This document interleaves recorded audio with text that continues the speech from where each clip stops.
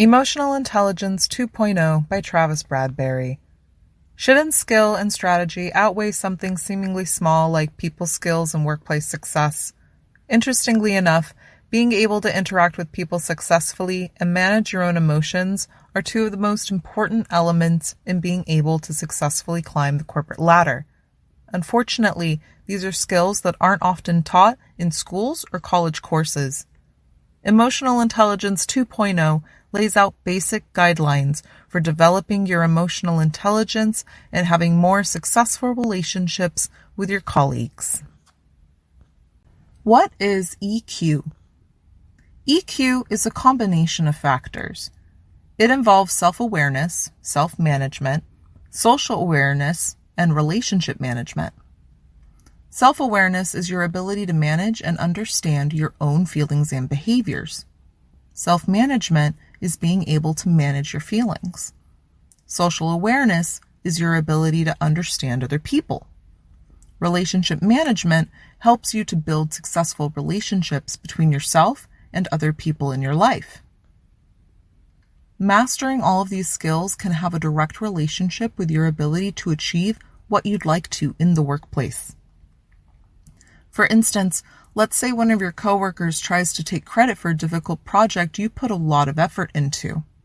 If you have self-awareness and self-management, you will be able to prevent yourself from having an outburst in the situation, which could limit your credibility, and will also allow you to step back and figure out how to address it best.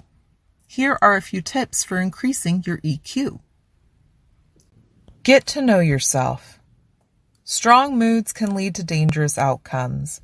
Let's say you're in a terrible mood, you've spilled coffee all over yourself, and a project you were working on has hit a major snag. One of your coworkers bursts in to tell you all about her weekend when you'd much rather concentrate on how to address the snag. Understanding that your bad mood has nothing to do with her is because often we can take our moods out on others. Conversely, think of when you were in a good mood, so you agreed to do something you'd really rather not. Moods are powerful, and they can control our actions. Preventing yourself from being controlled by your emotions is an important part of EQ. You can do this by checking yourself when you have strong emotional reactions to situations.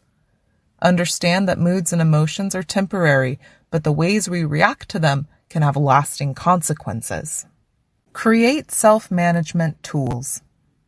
People with emotional intelligence can manage their emotions and are able to balance out being logical and going with their heart or intuition. In the battle between logic and emotion, where do you find you often land? While it is important to make decisions that make rational sense, is purely driven by logic and creates a well-balanced life. People with high emotional intelligence are able to make strong, well-thought-out decisions. How do they do this?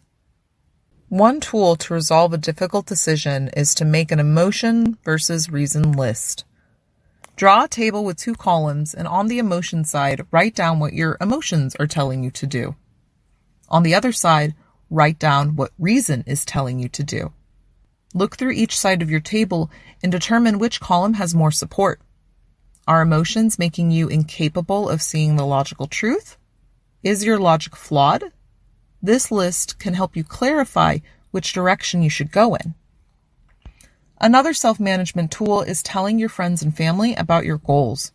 They can be a source of motivation when you feel like quitting and hold you accountable. Outsourcing your self-regulation is an excellent way to save energy and stay inspired. For instance, a professor was struggling to meet deadlines until he told his colleagues he would pay them $100 for every deadline missed. That stopped the problem in its tracks. Watch others' body language to become more socially aware.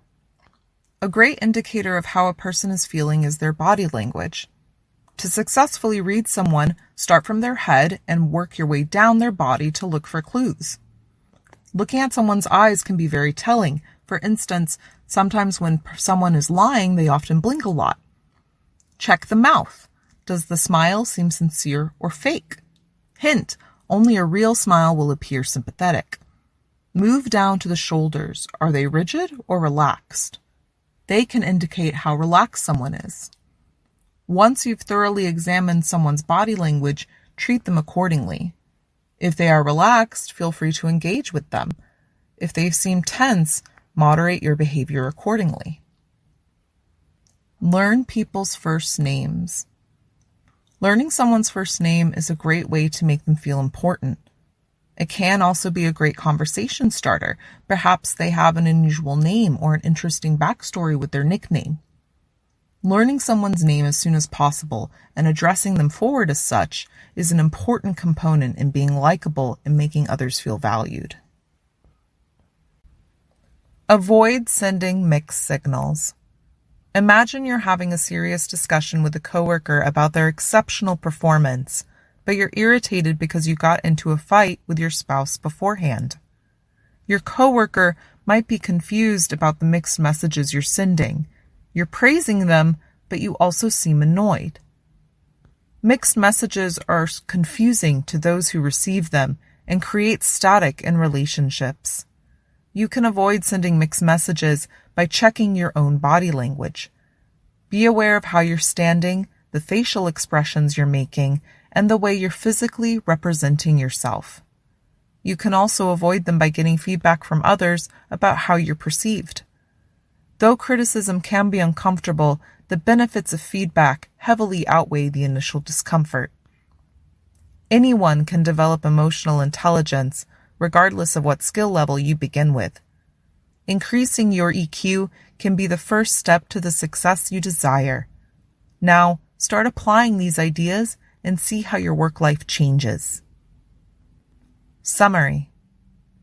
Emotional Intelligence 2.0 lays out basic guidelines for developing your emotional intelligence and having more successful relationships with your colleagues.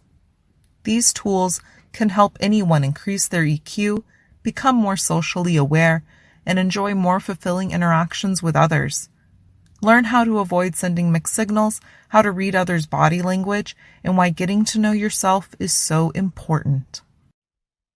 Hi, I'm Rhonda, and this is an exclusive audiobook video recorded for the Audiobook Master Channel. Enjoy your audiobook and have fun learning. Don't forget to subscribe and hit the notification button so you'll get updated on our next upload. If you liked the video, give us a thumbs up and say your thoughts about the book we just covered. Do you want to listen to a summary or review of a book that we haven't covered in the past? Say it in the comments below or send us a message. Don't forget to check our other uploads. Enjoy listening!